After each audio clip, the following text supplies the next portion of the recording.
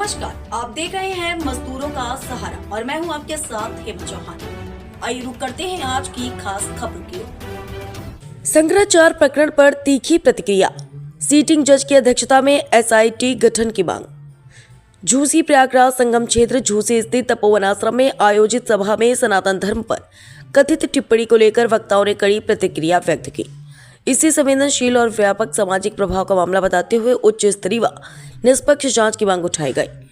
कार्यक्रम में कानूनी व्यवस्था बनाए रखने और अफवाहों से दूर रहने की अपील भी की गई। सभा में उपस्थित आचार्य हरिकृष्ण शुक्ला, एडवोकेट हाईकोर्ट प्रयागराज ने कहा कि प्रकरण की पारदर्शिता सुनिश्चित करने के लिए माननीय इलाहाबाद उच्च न्यायालय और सुप्रीम कोर्ट को स्वतः संज्ञान लेकर सीटिंग जज की अध्यक्षता में विशेष जांच दल एसआईटी गठित करने पर विचार करना चाहिए। उनका कहना था कि धार्मिक आस्था और सामाजिक समरसता से जुड़े मामलों में समयबद्ध न्यायिक हस्तक्षेप जन विश्वास को मजबूत करता है। कार्यक्रम के दौरान एफआईआर दर्ज कराने वाले व्यक्ति के आपराधिक इतिहास को लेकर भी सवाल उठाए गए। वक्ताओं ने दावा किया कि संबंधित व्यक्ति पर कई मुकदमे दर्ज होने की चर्चा है, जिसकी आधिकारिक पुष्टि और स्वतंत्र जांच आवश्यक है। साथ ही यह भी मांग की गई कि जांच एजेंसी इस पहलू की पड़ताल करे कि कहीं किसी सुनियोजित साजिश के तहत धार्मिक भावनाएं भड़काने या छवि धूमिल करने का प्रयास तो नहीं हुआ। सभा में देशी अथवा विदेशी फंडिंग की संभावित भूमिका की भी जांच कराने की मांग की गई। वक्ताओं ने कहा कि वित्तीय लेन देन संबंधित संगठनों की पृष्ठभूमि और डिजिटल साक्ष्यों की निष्पक्ष जांच से ही स्थिति स्पष्ट हो सकेगी। अंत में आयोजकों ने सभी पक्षों से संयम बरतने और शांति बनाए रखने की अपील करते हुए कहा कि उनका उद्देश्य सत्य को सामने लाना और सामाजिक सद्भाव बनाए रखना है। DFT Divesh Kumar Pandey, crime reporter, Lalapur, Prayagraj से। देखिए, पहली बात तो यह है कि प्रयागराज बहुत पवित्रतम भूमि है। यहाँ पर अंतर्दृष्टि, अंतर्बोध आदमी प्राप्त करके परमात्मा को प्राप्त कर सकता है। 66 करोड़ लोगों को मेला लगता है। यहाँ पर सनातन धर्मियों के लिए कहीं न कहीं वेटिकन सिटी और मक्का मदीना से कम नहीं है।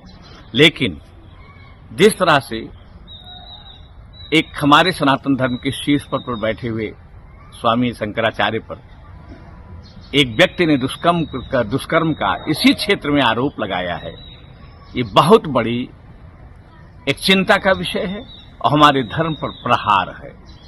कहीं न कहीं सोशल मीडिया में, टीवी चैनलों पर चल रहा है कि 27 मुकदमे उस व्यक्ति पर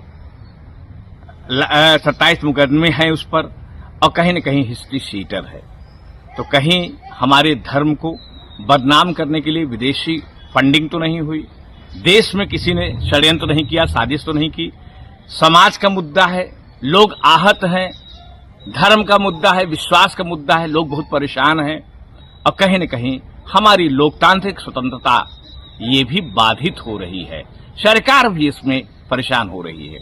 क्योंकि कोर्ट के आधार पर ये एफआईआर हुआ है, तो अब हाई कोर्ट और सुप्रीम कोर्ट का दायित्व बनता है कि इतने बड़े हाई प्रोफाइल मामले को सिटिंग हाई कोर्ट के जज की अध्यक्षता में एक बड़ी एजेंसी के द्वारा इसकी जांच की जाए और दूध का दूध, पानी का पानी हो सके।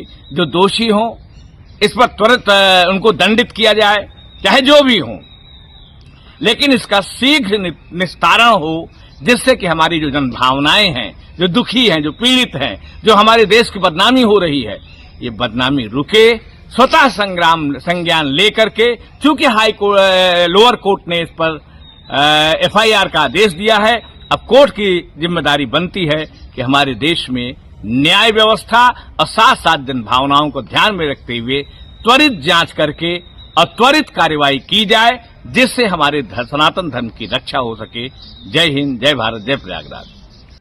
इस खबर में बस इतना ही। देश दुनिया की तमाम खबरें पाने के लिए बने रहिए मजदूरों का सहारा के साथ।